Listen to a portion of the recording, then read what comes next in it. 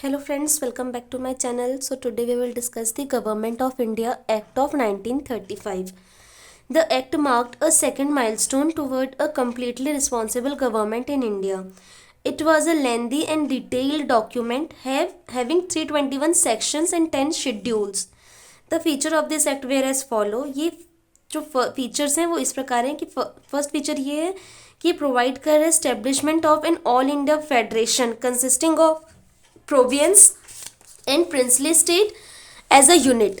Province और princely state as a unit के तौर में ये एक फेडरेशन के क्रिएशन के लिए बात करता है. ये एक्ट डिवाइड करता है power between the centre and it's units in terms of 3 list. Centre और प्रोविंस के बीच में ये पावर डिवाइड करता है in terms of 3 list, that is federal list for centre with 59 items, provisional list for province with 54 items and concurrent list for both with 36 items. रेस्टिटरी powers जो थे यानी कि इसके अलावा इन सब्जेक्ट्स के अलावा अगर कोई डिसीजन लेना है किसी सब्जेक्ट पे या किसी फील्ड पे तो उसकी जो पावर थी वो हमारे वाइसरॉय को दी गई थी, दैट इज गवर्नर जनरल को दी गई थी.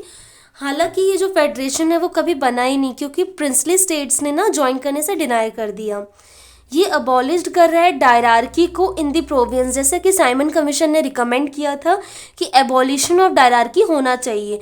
ये अबॉलिश्ड कर रहे हैं डायरार्की प्रोविंस में और प्रोविंस को क्या दे रहे हैं, इंट्रोड्यूस्ड कर रहा है प्रोविजनल ऑटोनॉमी, क्योंकि साइमन कमीशन ने भी सेम यही चीज़ सजेस्ट की थी कि हमको प्रोविंस को क्या देना चाहिए, कंप्लीटली ऑटोनॉमी दे सकते हैं. And introduce provisional autonomy in its place. Sorry यार थोड़ा मेरे को कोल्ड सा है तो मेरी आवाज़ आगे पीछे हो जाएगी. In its place the province were allowed to act as autonomous unit of administration. जो प्रोविंस थे वो उनको अलाउड था कि आप अपना as a autonomous unit of administration की तरह काम कर सकते हैं in their defined spheres.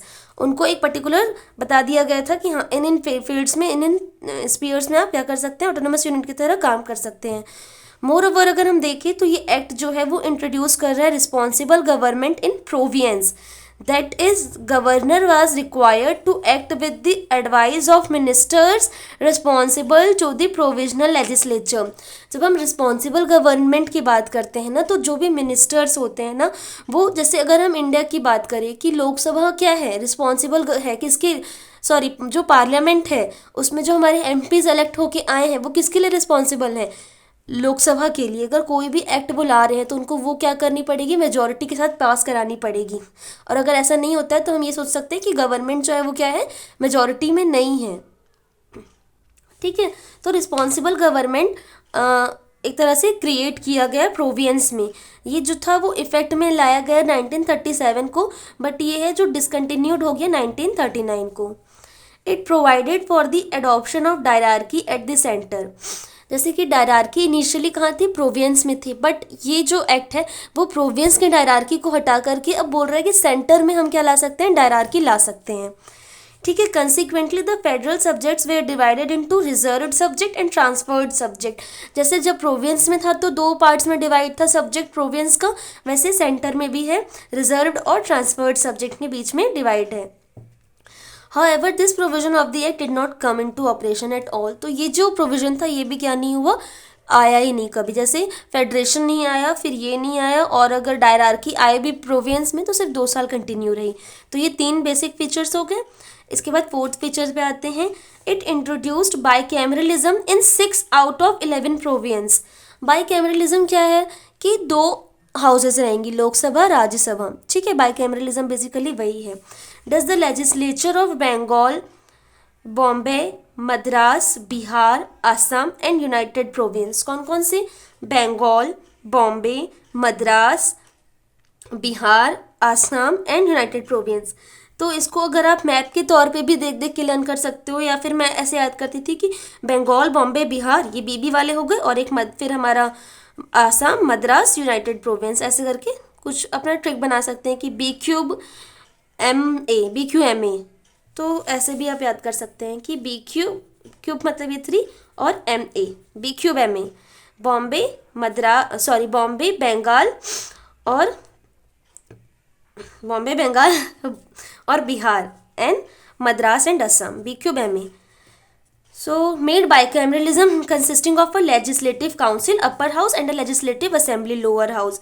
However, many restrictions were placed on them. But इसमें भी क्या थे, बहुत सारे हम अलग अलग प्रकार की, जैसे कि हम जानते हैं ब्रिटिश गवर्नमेंट है तो वो ज़रूरी है कि कोई भी चीज़ को अच्छे से आपको वो देगी नहीं, तो वैसे इसमें भी हमको रिस्ट्रिक्शन बहुत सारे देखने को मिले. ये रिजर्व कर रहा है a certain number of general seat for the depressed class, schedule caste. जैसे कि वो पूना पैक्ट एक्ट में आया था, तो उसी को आगे कंटिन्यू करते हुए ये जो है वो 1935 के एक्ट में इंक्लूड किया गया कि हम रिजर्व करेंगे कुछ सीट्स किसके लिए, डिप्रेस्ड क्लास के लिए. It also extended the special representation to women and labour.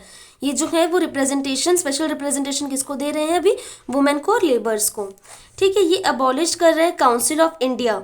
Council of India कब बनी थी, हमारा government of India Act of 1858 के तहत बनी थी. काउंसिल ऑफ इंडिया, याद करो, सेक्रेटरी ऑफ स्टेट के हेल्प करने के लिए हमने एक न्यू बॉडी को क्रिएट किया था, काउंसिल को, that is council of India.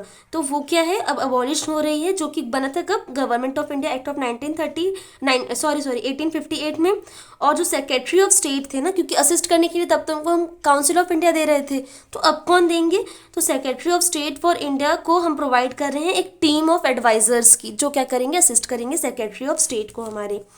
ये एक्सटेंड कर रहा है franchise. Again what is franchise, I are real told कि फ्रेंचाइजी बेसिकली कि वोटिंग राइट किसको किसको हम दे रहे हैं. तो 14% ऑफ पॉपुलेशन को अब क्या है, हम वोटिंग राइट्स दे रहे हैं. अबाउट 40% पॉपुलेशन जो थी उनके पास अभी वोटिंग राइट्स थे. ये प्रोवाइड कर रहे establishment of a Reserve Bank of India to control currency and credit of the country. वही establishment of Reserve Bank of India जो है वो इस्टेब्लिश करने की बात 1935 के एक्ट में हुई थी. तो अगर हम बोले कि reserve Bank of India, RBI का इस्टेब्लिशमेंट अंडर विच एक्ट हुआ, तो ये है हमारा government of India Act of 1935. ये प्रोवाइड कर रहा है for the establishment of not only a federal public service commission but also a provisional public service commission and joint public service commission for 2 और मोर प्रोविंस. ये क्या बोल रहा है कि सिर्फ एक फेडरल पब्लिक कमीशन नहीं होना चाहिए, हमको प्रोविजनल लेवल पे भी क्या करना चाहिए, पब्लिक सर्विस कमीशन लाना चाहिए, और प्रोविंस और सेंटर दोनों का एक कंबाइंड पब्लिक सर्विस कमीशन भी होना चाहिए, that is joint public service commission, दो से ज़्यादा प्रोविंस के लिए. ये प्रोवाइड कर रहे हैं establishment of a federal court. ठीक है, जो कि सेटअप हुआ कब, 1937 में. ये it separated Burma, now Myanmar, from India. ये जो एक्ट था ना, Government of India Act of 1935, इस एक्ट के कारण ही जो बुर्मा है ना, वो पहले इंडिया का पार्ट हुआ करता था. बुर्मा का अगर लोकेशन आप सर्च करके देखना मैप में दिखेगा, तो ये जो था ना वो इंडिया का पार्ट हुआ करता था. नाउ हम उसको म्यांमार भी बोलते हैं. तो ये पहले इंडिया का पार्ट था, बट अब वो क्या हो गया है, सेपरेट हो गया है. नहीं तो अगर देखा जाए तो इंडिया की जो टेरिटरी थी ना वो बहुत ज़्यादा बड़ी थी. जो हम बोलते थे ना कि इंडिया एक गोल्डन बर्ड है, तो वो एक्चुअल में थी. ये क्रिएट कर रहा है 2 नए province of Orissa and Sindh. 2 नए प्रोविंस क्रिएट हुए यहाँ पर, Orissa. Nowadays we called it as Orissa, but earlier it is Orissa and Sindh. It provided for safeguard to protect the interest of minorities. ये माइनॉरिटीज़ के इंटरेस्ट को हम कैसे सेव कर सकते हैं, सेफगार्ड कर सकते हैं, इसके लिए भी कुछ कुछ प्रोविजंस ये एक्ट के थ्रू आए थे.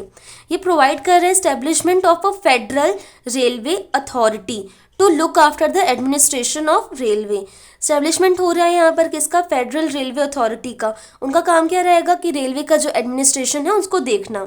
ये प्रोवाइड कर रहा है for the appointment of an auditor general of India to audit the accounts of the federation and the province. तो जो हमारा फेडरेशन बनेगा उसका अकाउंट और प्रोविंस का अकाउंट, इन दोनों का अकाउंट्स को देखने के लिए ये प्रोवाइड कर रहा है कि हम क्या करेंगे, अपॉइंट करेंगे एक auditor general of India. So thank you.